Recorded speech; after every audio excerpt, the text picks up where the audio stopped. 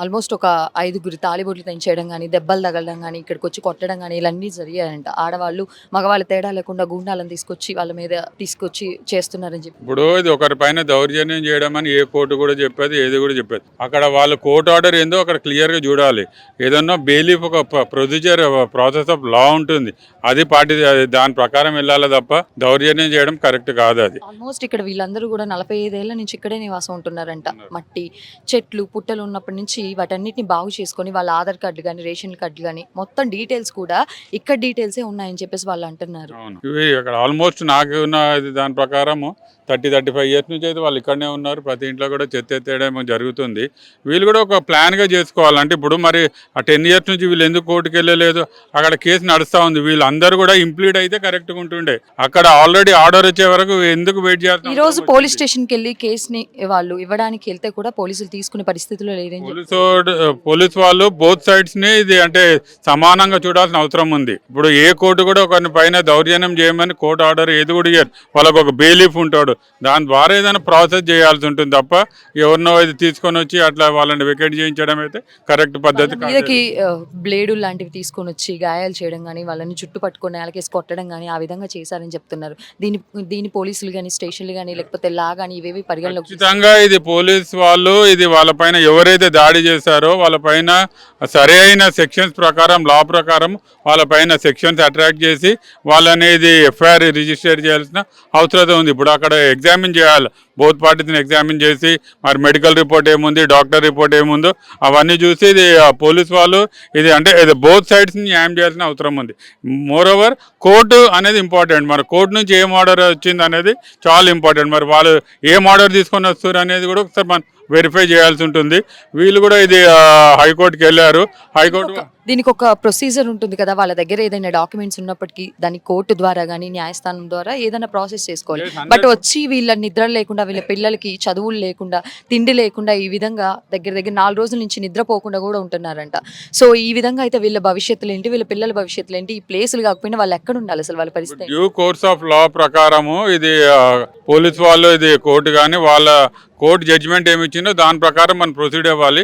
మరి civil court నుంచి ఇది ఏం జడ్జిమెంట్ వచ్చిందో మరి ఆ కాపీ మరి వీళ్ళ దగ్గర ఉందో లేదో తెలియదు. ఇప్పుడు పోలీస్ వాళ్ళు కూడా వస్తున్నారంటే మరి పోలీస్ ప్రొటెక్షన్ అడిగారా, ఎవరైతే కేసు వేసారో ఆ జడ్జిమెంట్ కాపీ స్టడీ చేయాలి. ఇప్పుడు ఆల్మోస్ట్ మరి 10-12 ఇయర్స్ నుంచి ఇది కోర్టులో ఉందని చెప్పేవారు కానీ ఆ కేసు నెంబర్ ఎవరు కూడా తెలియదు. వీళ్ళందరికీ వెళ్ళేసి మరి అప్పటి నుంచి ఆ 10 ఇయర్స్ నుంచి వీళ్ళందరూ కూడా అఫిడేవిట్స్ ఫైల్ చేసి మేము పొజిషన్లు ఉన్నాము, మేము పీస్ఫుల్ పొజిషన్లు ఉన్నాము అనేసి వాళ్ళతో ఇది సరైన ఇది అడ్వకేట్ దగ్గర కోర్టుని అప్రోచ్ అయితే వీళ్ళకి అప్పుడు న్యాయం జరిగేది. దగ్గర 45 సంవత్సరాలు అంటే ఈ రోజు నిన్న మొన్న కాదు, 45 సంవత్సరాల నుంచి వీళ్ళు స్టే చేస్తున్నారంటే వీళ్ళ వైపు న్యాయస్థానం ఎటువంటి అది కోర్టు డిసైడ్ చేస్తుంటుంది. ఇప్పుడు మరి అదర్ సైడ్ కి ఏం ల్యాండ్ డాక్యుమెంట్స్ ఉన్నాయో మనకు తెలియదు కదా. మనం ఎర్లీగా అక్కడ ఏముందో మనం కరెక్ట్ మాట్లాడడం కరెక్ట్ కాదు. ఇప్పుడు వాళ్ళ దగ్గర ల్యాండ్ డాక్యుమెంట్స్ ఏమున్నాయో ఇప్పుడు మన కోర్టులో మీడియేషన్ సెంటర్స్ కూడా ఉంటాయి. బోత్ పార్టీస్ని ఇది పిలిపించేసి లోక్ అదాలత్స్ ఉంటాయి అనమాట. ఎల్డర్స్ వాళ్ళ సైడ్ నుంచి ఎల్డర్స్ ఉంటారు, వీళ్ళ సైడ్ నుంచి ఎల్డర్స్ ఉండి వాళ్ళకు అంటే ఏమి ల్యాండ్ పేపర్స్ ఉన్నాయో అవన్నీ చూసి అమికబుల్గా సెటిల్ చేసుకుంటే బోత్ సైడ్స్ కూడా బెటర్గా ఉంటుంది. అప్పుడు ఒక ఆప్షన్ ఉండే అంటే ఇది గవర్నమెంట్కి డెఫినెట్గా ఒక ఆప్షన్ ఉంటుంది. వాళ్ళు ల్యాండ్ కూడా పిలిపించేసి ఇప్పుడు ఇష్టం వచ్చినట్టు కాకుండా ఇది 7 floors 8 floors కట్టేసి అందరికీ చిన్న బెడ్రూమ్స్ అవి ఇచ్చేసి, ఎందుకంటే వీళ్ళు పొజిషన్లు ఉన్నారు కాబట్టి అట్లా చేస్తే బెటర్గా ఉండేది. అప్పటి నుంచి మీరు మరి వీళ్ళు 10-15 ఇయర్స్ నుంచి మరి కోర్టు ఎక్కడ నడిచింది అనేది కూడా ఆ వివరాలు మనం కూడా తెలుసుకోవాల్సిన బాధ్యత మన పైన ఉన్నది. అది 45 ఏళ్ల నుంచి వాళ్ళు రాకుండా ఈ రోజు వచ్చి కొట్టి మరి మేము మీకు డబ్బులు ఇస్తాం మీరు ఇక్కడ నుంచి వెళ్ళండి అనే వ్యాఖ్యలు కూడా అనేది it's not acceptable. A court కూడా ఇది ఎంకరేజ్ చేయదు. అది ఏ కోర్టు కూడా డ్యూ కోర్స్ ఆఫ్ లా అని ఉంటుంది అనమాట. అక్కడ బెయిలిప్స్ ఉంటారు, వాళ్ళకి ఆర్డర్స్ ఏమున్నాయి. ఒకవేళ ఇక్కడ కోర్టు కాకుంటే హైకోర్టు నుంచే ఆర్డర్ అంటారు, సుప్రీంకోర్టుకి వెళ్ళాలి. ఆప్షన్స్ కూడా డెఫినెట్గా ఉంటాయి కదా. ఏదన్నా ఇది కోర్టు విల్ డిసైడ్ ఫైనల్, అంతేగాని ఈ గుండాస్ కానీ పోలీస్ వాళ్ళు డిసైడ్ చేసేది ఉండేది. As per the court orders ఏదైనా డిసిషన్ ఉంటుంది. ఇది జరుగుతున్న విషయం. ఇక్కడికి వచ్చి ఇంత జరుగుతున్నా కానీ దగ్గర లాయర్ అయితే మనతో మాట్లాడారు, ఈ విషయాన్ని పూర్తిగా కూడా చెప్పారు. ఇది ఈ విధంగా ప్రాసెస్ చేస్తుంటే వీళ్ళ వైపు నుంచి కానీ వాళ్ళ వైపు నుంచి కానీ బాగుండేది అని కొంత అభిప్రాయం అయితే ఆయన వ్యక్తం చేశారు. సో ఇక్కడ ఇంకా ఉన్న వాళ్ళని అడిగి తెలుసుకుందాం అసలు ఇన్ఫర్మేషన్ ఇంకా వాళ్ళ వైపు నుంచి ఇంకేముంది. చెప్పండి పెద్ద ఎప్పటి నుంచి ఉంటుంది? మేమమ్మా దగ్గర దగ్గర 38 ఏళ్ళు అయింది మా నిలువలు ఎక్కడ రావడము. మేము అప్పటి నుండి అయితే ఉండడం అప్పటి నుంచి మిమ్మల్ని ఎవ్వరు ఇక్కడ మీరు ఎందుకు ఉంటున్నారు ఎవరు ఏంటి అని చెప్పేసి ఏ రోజు అడగలేదు? మాకే ఇంతవరకు ఎవరేం రాలేదమ్మా. ఇప్పుడు ఒక సంవత్సరం అయింది. సంవత్సరం నుండి ఇదే తాసరా. ఏం పని చేస్తుంది? సత్త పని అమ్మా.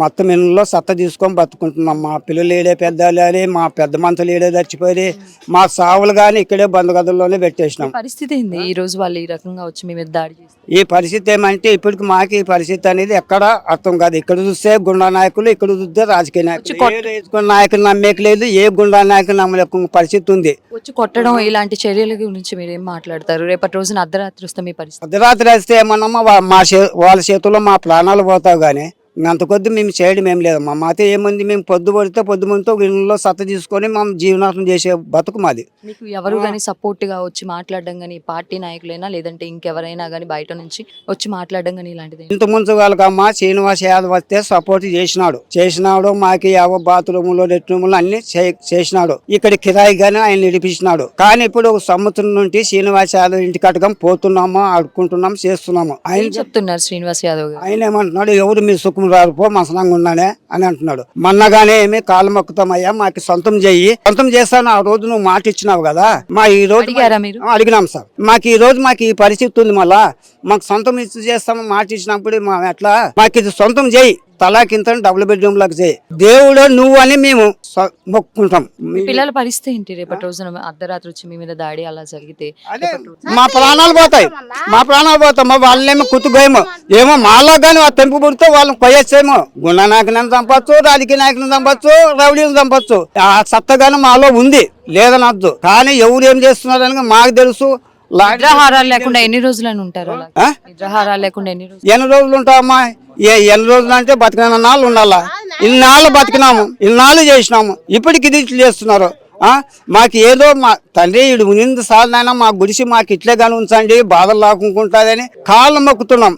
శ్రీనివాస్ యాదవ్ కాళ్ళు మొక్కున్నాము, మామూలుగా ఇక్కడ చట్టం కాళ్ళు మొక్కున్నాము, గుండా నాయకులు కాళ్ళు మొక్కున్నాము.